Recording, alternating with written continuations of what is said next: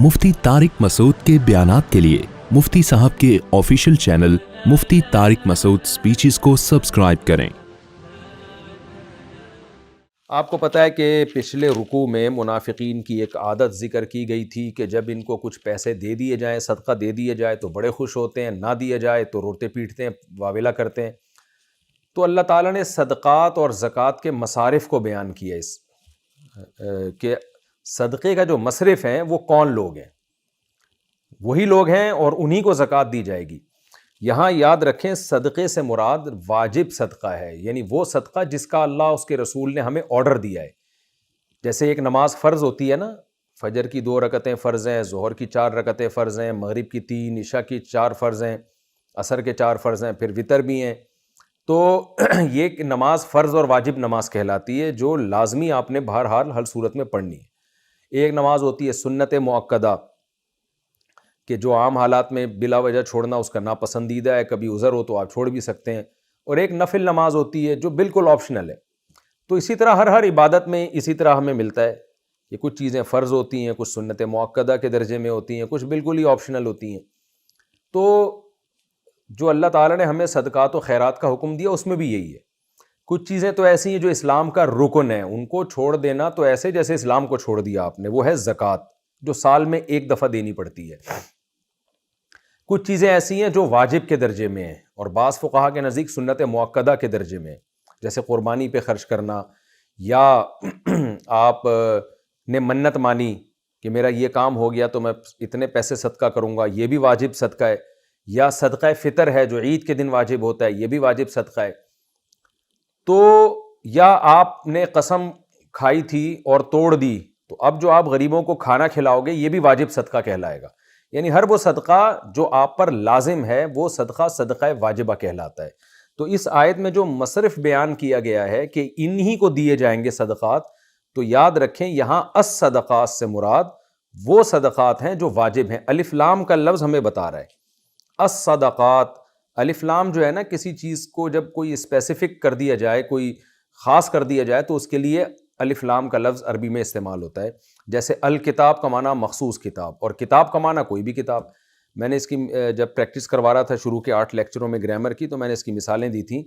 जब आप अरबी में कहते हैं जाअनी रजुलुन, अलिफ लाम के बग़ैर आप इस्तेमाल करें जाअनी रजुलुन, तो इसका मतलब होता है मेरे पास कोई आदमी आया, कोई भी एक आदमी आया, कोई भी हो सकता है।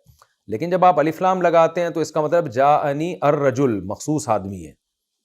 यही वजह है कि जब आप पहली दफ़ा लफ्ज़ इस्तेमाल करेंगे ना, तो जाअनी रजुलुन, मेरे पास एक आदमी आया।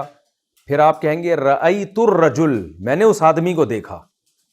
क्योंकि एक दफ़ा जब आदमी आ गया तो मखसूस हो गया ना, तो अब जब दोबारा उसका तस्करा होगा तो अलिफ लाम डल जाएगा। अर रजुल, उसी बंदे की बात कर रहा हूँ जो अभी मेरे घर पे आया था, तो अब अर रजुल का लफ्ज़ इस्तेमाल होगा उसके बाद। तो अस सदक़ात का मतलब मखसूस किस्म के सदक़ात, यानी वो सदक़ात जो इस्लाम ने हम पे लाजिम किए। तो खुलासा क्या निकला, सदक़ात की 2 किस्में होती हैं, एक सदक़ात वाजिबा और एक नाफिला। सदक़ात वाजिबा कौन से हैं?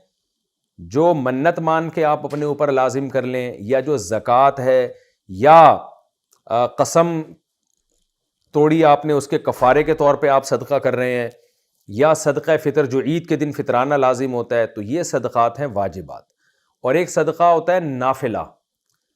नफल का मतलब आप अपनी मर्जी से अल्लाह की रज़ा के लिए गरीबों पे खर्च कर रहे हैं, तो ये नाफिला सदक़े हैं। तो नफली सदका जिसको हमारे यहाँ खैरात भी कहा जाता है, तो इसमें कोई मसरफ़ नहीं है, जिसको चाहें दें आप। बल्कि ये मालदार को देना भी जायज़ है। बाज़ दफ़ा इंसान मालदार पे भी सदका कर रहा होता है कि चलो यार थोड़ा और अच्छा हो जाएगा ये। जैसे आप अपने रिश्तेदारों में कोई आपके करीबी रिलेटिव हैं, मालदार है, लेकिन आप उसको सदका दे देते हैं कि और अच्छा खा लेगा, ये अच्छा खा रहा है लेकिन और ज़्यादा अच्छा हो जाएगा। तो ये जो नफली सदका है, इसके लिए शरीयत में कोई शर्त नहीं है, अमीर और गरीब की कोई शर्त नहीं है, किसी को भी दिया जा सकता है। लेकिन जो ज़कात सदका वाजिबा है, उसके लिए मसारिफ़ अल्लाह ने कुरान में यहाँ बयान किए हैं। तो आज मैं इंशाअल्लाह उसकी डिटेल भी बताऊँगा। अल्लाह ने फरमाया सदक़ात फ़कीरों का हक़ हैं और मिस्कीनों का हक़ हैं। फ़कीर और मिस्कीन में क्या फ़र्क है?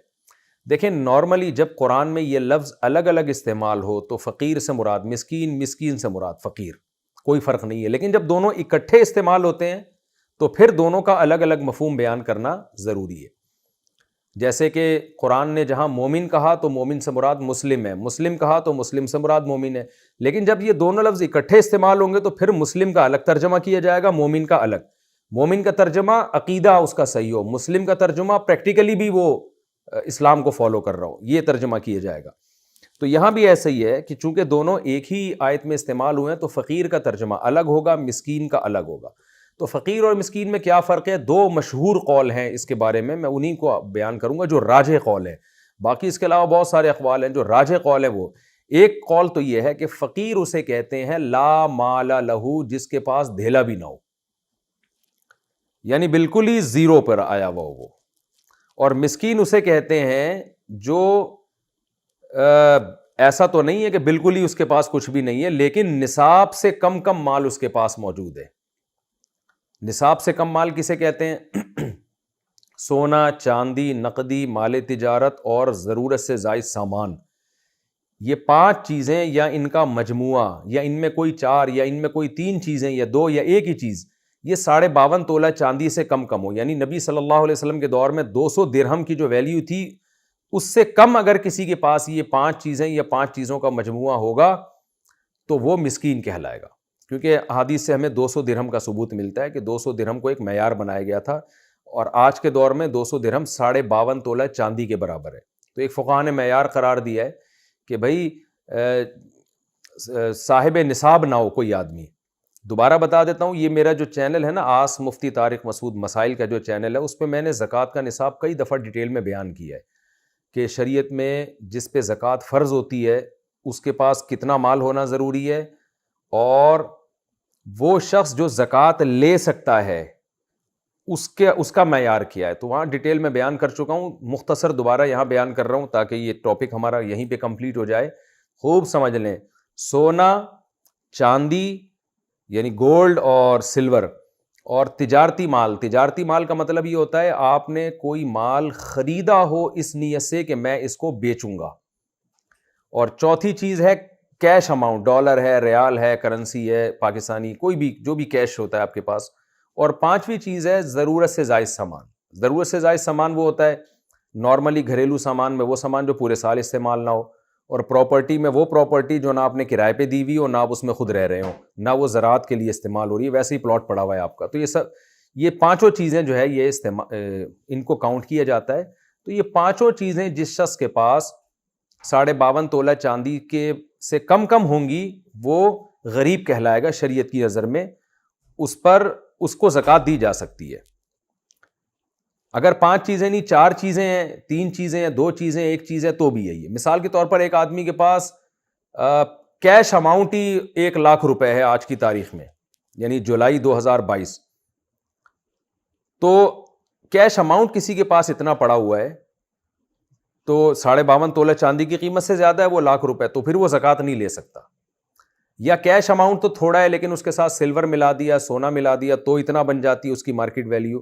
خلاصہ بار بار میں جو بیان کر رہا ہوں، 5 چیزیں یا 4 چیزیں یا 3 چیزیں یا 2 یا ایک ہی چیز اگر 52.5 تولہ چاندی کے برابر ہوگی تو وہ زکوٰۃ کا مستحق نہیں ہے، وہ مسکین کہلائے گا شریعت کی نظر میں، اور اس کے لیے زکوٰۃ لینا جائز نہیں ہے۔ اس سے کم کی مالیت ہے تو زکوٰۃ لینا جائز ہے۔ ہاں اگر کسی کے پاس 52.5 تولہ چاندی کے برابر یہ چیزیں ہیں لیکن قرضہ اس سے بھی زیادہ ہے تو بھی وہ زکوٰۃ لے سکتا ہے، جیسے کہ آگے قرآن نے قرض داروں کا الگ سے تذکرہ کیا ہے۔ مثال کے طور پر کسی پاس 1 لاکھ روپے پڑے ہوئے ہیں 52.5 تولہ چاندی کی قیمت کے برابر، یا چاندی پڑی ہوئی ہے 52.5 تولہ، لیکن قرضہ جو اس کے اوپر بنتا ہے وہ 2 لاکھ کا بن رہا ہے تو وہ زکوٰۃ لے سکتا ہے۔ تو یہ خوب اچھی طرح سمجھ لیں کہ تو مسکین کی ڈیفینیشن کیا ہوئی کہ مال تو ہو لیکن نصاب سے کم، اور فقیر کی ڈیفینیشن کیا ہوئی؟ سرے سے مال ہی نہیں ہے۔ تو اللہ نے دونوں کا تذکرہ کیا کہ دونوں زکوٰۃ کے مستحقین ہیں۔ سوال پیدا ہوتا ہے کہ اللہ صرف مسکین کا ہی تذکرہ کر دیتے، فقیر کا نہ کرتے، کیونکہ جب مسکین کو دینا جائز ہوتی تو فقیر کو دینا تو بطریق اولا جائز ہوتی۔ تو قرآن نے فقیر کا تذکرہ الگ سے اس لیے کیا ہے موٹیویشن کے لیے کہ معاشرے میں آپ کو بہت سے ایسے لوگ بھی نظر آئیں گے جن کے پاس دھیلا بھی نہیں ہوگا، تو ان کو الگ سے ہائی لائٹ کیا جا رہا ہے ان کی ویلیو کو بیان کرنے کے لیے کہ یہ بھی زکوٰۃ کے مستحق ہیں، اور صرف یہ نہیں، اگر یہ نہیں ملتے تو مسکین کو بھی تم دے سکتے ہو۔ تو یہ حکمت ہے اس میں، دونوں فریق کو اللہ نے الگ الگ ذکر کر دیا تاکہ ہمیں یہ نہ لگے کہ بھئی فقیر ہی کو دینا ضروری ہے، تو اللہ نے بتا دیا کہ بہتر یہ ہے کہ فقیر کو دو، فقیر نہیں ملتا تو مسکین کو بھی دے سکتے ہو۔ تو یہ ایک ڈیفینیشن مسکین کی کیا ہوئی؟ جس کے پاس نصاب سے کم۔ اور بہت سے فقہا کہتے ہیں کہ فقیر اور مسکین میں ایک فرق یہ بھی ہے کہ فقیر جو دیکھنے سے ہی لگتا ہو، کہ دیکھنے سے نہ پتہ چلتا ہو، یعنی جس کے پاس مال نہ ہو، یہ ہے ڈیفینیشن، خواہ دیکھنے سے لگے یا نہ لگے۔ لیکن مسکین اس کو کہتے ہیں جو غریب ہو اور حلیے سے بھی غریب لگتا ہو، یعنی مسکنت اس پہ جھلک رہی ہو، کیونکہ مسکنت عربی میں ذلت کو بھی کہتے ہیں۔ تو مسکین کا مطلب کیا ہوا؟ جس کے یعنی ذلت سے مراد یہ ہے کہ چہرہ اور لباس سے لگ رہا ہو کہ یہ بیچارہ معاشرے کا ایک پست آدمی ہے، اس کے پاس مال نہیں ہے۔ تو پھر یہ ایک اعتباری فرق ہو جائے گا، لفظی اختلاف ہو جائے گا۔ فقیر کا مطلب کیا ہوا؟ غریب آدمی، اور مسکین کا مطلب یہ ہوا کہ وہ غریب جو دیکھنے میں بھی غریب لگ رہا ہو۔ تو اس میں پھر قرآن کا مطلب یہ ہوگا کہ کچھ فقیر تو ایسے ہیں کہ جو تمہیں ضروری نہیں ہے کہ دیکھنے سے فقیر لگیں، تو ان کو بھی دینا ہے، اور کچھ ایسے ہوتے ہیں جو بیچارے ایسی حالت میں ہوتے ہیں کہ دیکھتے ہی پتہ چل جائے گا کہ یہ آدمی ٹھیک نہیں ہے، اس کی حالت ٹھیک نہیں ہے، تو اس کو بھی دی جا سکتی ہے زکوٰۃ۔ اسی وجہ سے حضرات فقہا نے بیان کیا کہ اگر آپ کسی کے ظاہری حلیے سے متاثر ہوئے اور آپ یہ سمجھے کہ یہ واقعی مسکین ہے، غریب ہے اور اس کے پاس مال نہیں ہے، آپ نے زکوٰۃ دی، بعد میں پتہ چلا کہ یہ تو فراڈی تھا، تو بھی زکوٰۃ آپ کی ادا ہو جائے گی، کیونکہ ظاہر سے تو ہم کو یہی لگ رہا تھا کہ فقیر، اب دل کے اندر کون جھانک کے دیکھ سکتا ہے، کیونکہ اللہ نے مسکین کو بھی زکوٰۃ دینے کی اجازت دی ہے۔ تو پہلا قول وہ زیادہ مضبوط ہے، دوسرا قول بھی ہے، لیکن پہلا قول مسکین اور فقیر کے فرق میں جو میں نے بتایا وہ ذرا زیادہ مضبوط قول ہے، کہ فقیر وہ جس کے پاس سرے سے پیسہ ہی نہیں ہے، مسکین وہ کہ پیسہ تو ہے مگر نصاب سے کم ہے۔ تو ان دونوں کو زکوٰۃ دی جا سکتی ہے۔ آگے قرآن کہہ رہا ہے والعاملین علیہا، ان لوگوں کو بھی زکوٰۃ دی جا سکتی ہے جو عاملین ہیں۔ عامل مطلب عمل کر رہے ہیں زکوٰۃ پر، یہ ایک ٹرم ہے۔ عاملین ان کو کہا جاتا تھا جو گورنمنٹ کی طرف سے، خلیفہ کی طرف سے زکوٰۃ کی وصولی پر مامور ہوں۔ وہ اگرچہ مالدار ہوں، غریب نہ بھی ہوں، پھر بھی گورنمنٹ ان کو زکوٰۃ کے پیسوں سے تنخواہ دے سکتی ہے۔ یہاں مراد ان کی تنخواہ ہے۔ جیسے حکومت نے بھیجا بھائی زکوٰۃ لے کر آؤ فلاں جگہ سے، جا کے لوگوں سے جمع کرو تاکہ ہم اس کو غریبوں پہ خرچ کریں، تو جو گورنمنٹ کے ملازمین جائیں گے تو گورنمنٹ انہی زکوٰۃ کے پیسوں سے ان کی تنخواہیں بھی دے سکتی ہے۔ یہ مطلب ہے اس آیت کا۔ یہ مطلب نہیں ہے کہ یہ عاملین ادھر ادھر سے جا کے زکوٰۃیں اکٹھا اپنی جیب میں ڈالنا شروع کر دیں۔ وَالْمُؤَلَّفَةِ قُلُوبُهُمْ، اچھا یہ بھی بتا دوں کہ یہ بھی حکومت کے ساتھ خاص ہے۔ عام آدمی اگر کسی شخص کو بھیجتا ہے کسی فقیر مالدار سے زکوٰۃ کی وصولی کے لیے، تو وہ اپنی زکوٰۃ کے پیسوں میں سے اس عامل کو اجرت نہیں دے سکتا، اگر دے گا تو زکوٰۃ ادا نہیں ہوگی۔ خوب سمجھ لیں اچھی طرح یہ، تو ایک عام آدمی کے لیے جائز نہیں ہے۔ صرف گورنمنٹ کو یہ حق حاصل ہے کہ وہ ان زکوٰۃ کے پیسوں سے ان عاملین کی تنخواہیں دے سکتی ہے۔ وَالْمُؤَلَّفَةِ قُلُوبُهُمْ، اللہ کہتے ہیں اسی طرح زکوٰۃ ان کا بھی حق ہے، یا صدقات واجبہ ان کا بھی حق ہیں جن کے جو مؤلفۃ القلوب ہیں۔ یہ بھی ٹرم ایک استعمال ہوتی ہے۔ ہوا یہ تھا کہ رسول اللہ صلی اللہ علیہ وسلم کے دور میں بہت سے عرب کے سردار ایسے تھے جو اسلام کے بہت قریب تھے، تو آپ نے ان کا دل رکھنے کے لیے ان کو ہدیے، ان کا اکرام کیا، کیونکہ عزت دار لوگ جو ہوتے تھے نا، وہ پہلے بھی وہ تلوار کے زور سے یا آپ ان کو نیچا دکھانے کی کوشش کریں، اس سے وہ نہیں مانتے تھے بات۔ تو ان کو نبی صلی اللہ علیہ وسلم نے عزت دی، رسپیکٹ دی، کیونکہ ہمیشہ سے وہ اسی عزت کے عادی تھے۔ ان کا اکرام کیا، ان کو آپ نے پیسے دیے، ہدیے دیے، تو اس سے وہ اسلام کے قریب آ گئے اور وہ مسلمان ہو گئے۔ اسی طرح کچھ ایسے لوگ بھی تھے جو ایمان لائے تھے لیکن ایمان میں مضبوط نہیں تھے، جیسے کہ بعد میں بہت سے لوگ ایمان لائے ہیں، قرآن کہتا ہے ان کا ایمان ان لوگوں کی طرح نہیں ہے جو پہلے ایمان لے کر آئے۔ ان کے بارے میں ڈر یہ تھا کہ ان کا اگر اکرام نہ کیا گیا تو یہ بدگمان نہ ہو جائیں، تو نبی صلی اللہ علیہ وسلم نے ان کا بھی اکرام کیا۔ تو پہلے زکوٰۃ کے مستحقین میں یہ لوگ بھی شامل تھے جن کو المؤلفۃ القلوب کہا جاتا تھا، کہ اسلام دشمنی کو کم کرنے کے لیے، جو اسلام دشمن قوتیں ہیں ان کے شر کو توڑنے کے لیے ان کو سرداروں کی مدد کی جاتی تھی زکوٰۃ کے ذریعے۔ لیکن نبی کے دنیا سے جانے کے بعد صحابہ کا اجماع ہو گیا کہ اب اسلام کو چونکہ اپنا وجود اسلام کا قائم ہو چکا ہے، اس وقت تو اسلام خطرے میں تھا نا، یعنی اس کا امکان ہی تھا کہ جڑ سے ہی نہ ختم ہو جائے کہیں، لیکن اب ایسا امکان چونکہ ختم ہو گیا ہے، تو صحابہ ہی کا اجماع ہو چکا تھا اس کے اوپر کہ اب المؤلفۃ القلوب کو حصہ نہیں دیا جائے گا، اب یہ والا جو حصہ ہے یہ ہمیشہ کے لیے ساقط ہو گیا قیامت تک کے لیے۔ تو صحابہ کا اس پر اجماع ہو گیا تھا، اور اجماع بھی دلیل قطعی ہوتی ہے۔ اس کے بعد بھی آج تک امت کا اس پر اجماع ہی رہا ہے کہ اب کسی غیر مسلم کو اسلام کے قریب لانے کے لیے زکوٰۃ قطعاً نہیں دی جا سکتی، یہ ناممکن ہے۔ اگر کوئی اس آیت کا سہارا لے گا تو وہ غلط ہے، کیونکہ اجماع امت کے خلاف ہے۔ قرآن ہی نے کہا ہے کہ جو عامۃ المسلمین کے راستے کو چھوڑتا ہے تو قرآن ہی کی آیت ہے کہ ہم اس کو جہنم کی طرف لے کے جائیں گے۔ قرآن ہی نے اجماع کو حجت قرار دیا ہے۔ تو جب ایک مسئلے پر اجماع ہو گیا تو اب یہ مصرف ختم ہو گیا۔ تمام فقہا کا، تمام مفسرین کا یہی قول اس بارے میں کہ المؤلفۃ القلوب والا جو حصہ تھا وہ ہمیشہ کے لیے ساقط ہو چکا ہے۔ یہ ہو گئے جی 4 مصارف، ایک فقراء، مساکین، عاملین، مؤلفۃ القلوب۔ 5واں جس کو قرآن بیان کرتا ہے وفی الرقاب۔ وفی الرقاب کا مطلب یہاں بھی مضاف محذوف ہے۔ میں اکثر مثال دیتا ہوں، کہتے ہیں گاڑی پنچر ہو گئی ہے، حالانکہ گاڑی کا ٹائر پنچر ہوا ہوتا ہے، تو ٹائر کو حذف کر دیا ہوتا ہے یہ بتانے کے لیے کہ سامنے والا عقل مند ہے، اسے پتہ ہے گاڑی تھوڑی پنچر ہوتی ہے، اس کا ٹائر پنچر ہوتا ہے۔ ہم کہتے ہیں میں 3 ڈشیں کھا گیا بریانی کی، تو بریانی کی ڈشیں تو نہیں کھائی ہوتی نا، بریانی کھائی ہوتی ہے۔ تو یہ مجازاً اس طرح کے الفاظ حذف ہوتے رہتے ہیں۔ تو یہاں بھی قرآن کہہ رہے ہیں گردنوں میں بھی تم زکوٰۃ دے سکتے ہو۔ کیا مطلب؟ گردنیں چھڑوانے میں، فی فک الرقاب۔ گردن چھڑوانے سے مراد کیا ہے؟ رقبہ کی جمع رقاب آتی ہے، گردن سے مراد ہے یہاں غلام آزاد کروانا۔ پہلے زمانے میں ایسا ہوتا تھا، اور قرآن نے بھی اس کی ترغیب دی ہے کہ غلام بعض دفعہ اپنے مولا سے یہ ایگریمنٹ کرتا تھا کہ اگر مولا کہتا تھا تم مجھے 1 سال میں فار ایگزامپل 1 کروڑ روپے کما کے دے دو تو تم آزاد ہو، یا تم 50 لاکھ کما کے دے دو، یا 10 لاکھ کما کے دے دو، جو بھی اس زمانے کے حساب سے چاندی کی ویلیو تھی۔ تو غلام بڑی محنت کرتا تھا۔ اب اسلام نے چونکہ غلاموں کے آزاد کرانے کی بہت زیادہ ترغیب دی ہے، سورہ نور میں اللہ نے مولا کو ترغیب دی ہے، آقا کو، کہ تم اگر فری میں غلام آزاد نہیں کرتے تو عقد مکاتبت کر لو۔ اس کو کہتے ہیں عقد مکاتبت، کہ اس سے عقد کر لو کہ اتنے پیسے کما کے دے دو تو تم آزاد ہو۔ تو یہ والا عقد کر لو، یعنی اسلام چاہتا ہے کہ کسی طرح غلامی سے لوگ نکلیں، تو فری میں نہیں آزاد کرتے تو کوئی معاہدہ کر لو اس سے کہ سال میں اتنے پیسے کما کے دے دو گے تو تم آزاد ہو۔ تو اس سے پھر غلام محنت میں لگ جاتا تھا۔ تو قرآن یہ کہہ رہا ہے کہ کوئی بھی غلام جس نے اپنے مولا سے یہ ایگریمنٹ کیا کہ میں 1 سال یا 6 مہینے یا 2 سال میں اتنے پیسے کما کے دے دوں تو میں آزاد ہوں، اور مولا نے اس ایگریمنٹ کو قبول کر لیا، تو ایسے غلاموں کی چھڑوانے میں بھی زکوٰۃ ادا کی جا سکتی ہے۔ کیا مطلب؟ ایسے غلاموں کے ساتھ زکوٰۃ کے ذریعے تعاون کیا جا سکتا ہے۔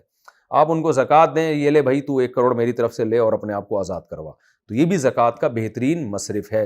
لیکن چونکہ آج کل غلاموں کا دور ختم ہو چکا تو یہ والا مصرف بھی عملاً اب ممکن نہیں رہا ہے۔ جہاں اگر کوئی غلامی کا سسٹم دوبارہ کبھی شروع ہو گیا تو یہ بھی ہو جائے گا، غلاموں کو آزاد کرانے کے لیے زکوٰۃ دی جائے گی، لیکن آج کل غلام ہوتے نہیں ہیں۔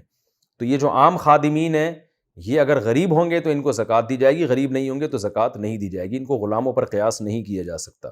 اچھا، غلام میں جو مرد غلام تھے وہ بھی داخل ہیں، اور لونڈیاں جو تھیں، عورتیں جو غلام ہوتی تھیں وہ بھی داخل ہیں۔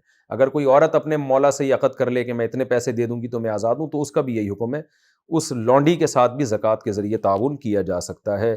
یہ 4تھا مصرف ہو گیا، 1 2 3 4 5واں مصرف ہو گیا۔ 6واں مصرف قرآن بیان کر رہا ہے والغارمین، قرض داروں پر۔ قرض داروں کو بھی زکوٰۃ دی جا سکتی ہے۔ قرض دار کا مطلب کیا ہے؟ کہ نصاب سے زیادہ قرضہ کسی پہ چڑھ گیا ہو۔ جیسے میں نے ابھی ڈیٹیل بتائی نا آپ کو، ایک آدمی کے پاس 52.5 تولہ چاندی کے برابر رقم تو ہے، اب لوگ اسے مسکین تو نہیں سمجھیں گے، لوگ کہیں گے بھائی اس کے پاس تو اتنا پیسہ ہے، لیکن قرضہ اگر اس سے بھی زیادہ ہے، اتنا قرضہ ہے کہ اگر وہ قرضہ ادا کرے تو صاحب نصاب نہیں رہتا، وہ 52.5 تولہ چاندی کے برابر اس کے پاس مال بچتا ہی نہیں ہے۔ مثال کے طور پر آج 52.5 تولہ چاندی کی قیمت ہے 1,00,000 روپے، اور قرضہ اس پہ چڑھا ہوا ہے 50,000 کا، تو ظاہر ہے قرضہ اگر مائنس کریں گے تو حقیقت میں یہ 50,000 کا مالک ہے، تو صاحب نصاب نہیں ہے، لہذا اس کو زکوٰۃ دی جا سکتی ہے۔ تو یہ مطلب ہے والغارمین کا کہ اگر کسی کے اوپر قرضہ چڑھا ہوا ہے تو اس کو بھی زکوٰۃ دی جا سکتی ہے۔ یہ خوب سمجھ لیں، خام خواہ میں قرضہ چڑھنے سے زکوٰۃ نہیں ہوتی۔ مثال کے طور پر آپ 1 کروڑ روپے کے مالک ہیں اور قرضہ آپ پر 20 روپے چڑھا ہوا ہے، تو اب کوئی آدمی زکوٰۃ مانگے لوگوں سے لوگ کہیں تیرے تو کروڑوں کا مالک ہے، وہ کہے نہیں جی میں 20,000 میرے اوپر قرضہ چڑھا ہوا ہے، تو وہ زکوٰۃ کا مستحق نہیں ہے۔ اب اگر وہ یہ دلیل دینا شروع کر دے کہ قرآن کہہ رہا ہے کہ قرض داروں کو زکوٰۃ دو، تو میں بھی تو قرض دار ہوں، تو یہ غلط استدلال ہوگا۔ یہاں قرض داروں سے وہ والا قرض مراد ہے جو نصاب سے زیادہ قرضہ ہو، یا اتنا قرضہ ہو کہ وہ ادا کیا جائے تو نصاب بچتا ہی نہیں ہے، ایسے قرض دار کو زکوٰۃ دی جا سکتی ہے، کیونکہ یہ تفصیلیں حدیث میں اور فقہ میں ملتی ہیں۔ تو قرآن کی آیتوں کو ایز اٹ از لے لینا اور درمیان سے صحابہ اور تابعین کی جو تفسیر ہے اس کو نکال دینا، یہ بہت بڑی جہالت ہے، کیونکہ آج ایسے متجددین پیدا ہو رہے ہیں جو کہتے ہیں ہم صحابہ سے، تابعین سے، مجتہدین مفسرین سے قرآن نہیں سمجھیں گے، ہم خود تفسیر کریں گے۔ تو خود تفسیر میں پھر یہ جہالتیں لوگ کرنے بیٹھ جاتے ہیں، یہ خطرہ ہوتا ہے کہ ہر قرض دار کو کہہ دیتے ہیں بھی زکوٰۃ دے دو اس کو۔ وفی سبیل اللہ، اسی طرح اللہ کے راستے میں بھی زکوٰۃ دی جا سکتی ہے۔ اس پر بھی پوری امت کا اجماع ہے کہ یہاں اللہ کے راستے سے مراد جہاد ہے۔ وہ مجاہد جو اللہ کی راہ میں لڑ رہا ہو، اگرچہ وہ مالدار ہے لیکن وہ اپنے مال تک پہنچ نہیں سکتا، کیونکہ جہاد میں اکثر لوگ سفر میں ہوتے ہیں تو اس کی اپنی مال تک رسائی نہیں ہے، تو ایسے مجاہد کے ساتھ بھی تعاون کیا جا سکتا ہے زکوٰۃ کے ذریعے۔ اس کو اسلحہ خرید کے دے سکتے ہیں، اس کو علاج کے پیسے دے سکتے ہیں۔ آگے اللہ فرماتے ہیں وَابْنِ السَّبِيلِ، اسی طرح مسافر کو بھی زکوٰۃ دی جا سکتی ہے۔ تو خوب سمجھ لیں، مسافر سے بھی وہ مسافر مراد ہے جو اگرچہ مالدار ہو لیکن سفر کی وجہ سے اپنے مال تک اس کی رسائی نہ ہو۔ وہ مسافر جو ڈیبٹ کارڈ یا اے ٹی ایم کارڈ لے کے گھوم رہا ہے اور جب چاہے بینک سے پیسے نکال سکتا ہے، اس مسافر کو زکوٰۃ دینا جائز نہیں ہے۔ یہ بھی میں اس لیے عرض کر رہا ہوں کہ اس پر بھی پوری امت کا اجماع ہے کہ یہاں مسافر سے ہر مسافر مراد نہیں ہے، کیونکہ اس آیت کا بھی لوگ غلط استعمال کر سکتے ہیں۔ ایک آدمی کراچی سے سفر کر کے اسلام آباد گیا 2 دن کے لیے، کراچی میں بحریہ ٹاؤن میں 25-30 پلاٹ پڑے ہوئے ہیں اس کے، اور کروڑوں روپے بینک میں پڑا ہوا ہے، اور وہ وہاں جا کے زکوٰۃ مانگ رہا ہے، اور لوگ کہہ رہے ہیں کہ تو کروڑ پتی آدمی ہے، تو وہ آیت پیش کرے، قرآن کہہ رہے جی مسافر کو بھی زکوٰۃ دی جا سکتی ہے، تو میں تو مسافر ہوں، دیکھو میں 4 کے بجائے 2 فرض پڑھ رہا ہوں، تو یہ بھی غلط استدلال ہوگا، کیونکہ یہاں مسافر سے پوری امت کا اجماع ہے۔ بہت سی آیتوں کی تفسیر اجماع کرتا ہے، صحابہ کرتے ہیں، تابعین کرتے ہیں، فقہا کرتے ہیں، تو اس تفصیل کے بغیر اگر آپ قرآن کو لیں گے تو آپ گمراہ ہو جائیں گے۔ تو خوب سمجھ لیں، وہ والا مسافر جو سفر کی وجہ سے اپنے گھر سے اتنا دور ہو کہ اس کی اپنے مال تک رسائی ممکن ہی نہ ہو، منگوا ہی نہ سکتا ہو پیسہ۔ پہلے زمانے میں ایسا ہوتا تھا، اب نہیں ہوتا۔ اب تو آپ امریکہ بھی چلے جاؤ تو آپ پیسے اپنے آپ کے اگر یہاں پاکستان میں اکاؤنٹ میں رکھے ہوئے آپ نکلوا سکتے ہو، کسی سے لون لے سکتے ہو وہاں پہ کہ میں پاکستان آ کے واپس کر دوں گا۔ پہلے زمانے میں جو مسافر ہوتے تھے اونٹوں پہ سفر کر کے 6-6 مہینے سفر کر کے کسی ملک میں پہنچے، وہ ان کے لیے ناممکن تھا کہ واپس جا کے پیسے، وہ بیچارے راستے میں دیوالیہ ہو جاتا تھا، ان کا اپنے مال تک پہنچنا ممکن ہی نہیں ہوتا تھا، تو وہ عملاً غریب ہی ہوتے تھے، کیونکہ اس پیسے کا کیا فائدہ جو آپ استعمال ہی نہیں کر سکتے اور آپ کے وطن میں پڑا ہوا ہے۔ تو ایسے مسافروں کے ساتھ بھی تعاون کا شریعت نے حکم دیا۔ تو اب یہاں پر دیکھیں اللہ تعالیٰ نے مجاہد کا تذکرہ بھی کیا اور مسافر کا بھی، اور دونوں میں شرط یہ ہے کہ وہ مجاہد میں بھی شرط یہ ہے کہ وہ مسافر ہی ہو۔ مثال کے طور پر ایک آدمی اگر میدان جنگ میں لڑ رہا ہے لیکن اس کی جیب میں پیسے پڑے ہوئے ہیں، اسلحہ اپنے ذاتی پیسوں سے خرید سکتا ہے، یعنی صاحب نصاب ہے وہ، اور نصاب کے بقدر مال اس کے پاس موجود ہے، یا موجود تو وہ گھر پر ہے لیکن وہ اپنے گھر سے وہ پیسے منگوا سکتا ہے، تو اس کو بھی زکوٰۃ نہیں دی جا سکتی۔ تو مجاہد میں بھی وہ والا مجاہد جو صاحب نصاب سے کم اس کے پاس مال ہو، اور جو مال زیادہ مال اگر ہے تو وہ وہاں تک پہنچ نہیں سکتا۔ تو اب سوال پیدا ہوتا ہے کہ یہ تو ہر مسافر کا حکم ہے، تو مجاہد کو اللہ نے الگ سے کیوں ذکر کیا؟ مجاہد کی فضیلت کی وجہ سے اللہ نے الگ ذکر کیا ہے کہ عام مسافروں کو بھی دیا جائے گا اور مجاہد کو بھی دیا جائے گا، یہ بتانے کے لیے کہ مجاہد کو اللہ الگ سے ایکسپوز کر رہے ہیں کہ اس میں ڈبل ثواب ہے۔ ڈبل ثواب اس لیے کہ ایک تو غریب ہونے کی وجہ سے دے رہے ہیں، نمبر 2 مسافر ہونے کی وجہ سے، نمبر 3 مجاہد ہونے کی وجہ سے، تو اس کی فضیلت زیادہ تھی، اس لیے ہے وہ بھی مسافر، لیکن اس مسافر کو عام مسافروں سے الگ کر کے بیان کیا جا رہا ہے۔ یعنی جو مجاہد جب سفر میں ہوگا تو اس مجاہد مسافر کو عام مسافروں سے الگ کر کے بیان کیا جا رہا ہے، اور اس کو عام مسافروں سے پہلے بیان کیا جا رہا ہے، یہ بتانے کے لیے کہ اگر کوئی شخص اللہ کے راستے میں لڑنے کے لیے گیا ہوا ہے اور اس لیے سفر میں ہے، اور ایک آدمی کسی اور وجہ سے سفر میں ہے، تو دونوں مسافر برابر نہیں ہیں، اس میں مجاہد کو ترجیح دی جائے گی عام مسافروں پہ، یہ بتانے کے لیے۔ باقی دیں کسی کو بھی دیں زکوٰۃ تو ادا ہو جائے گی وہ۔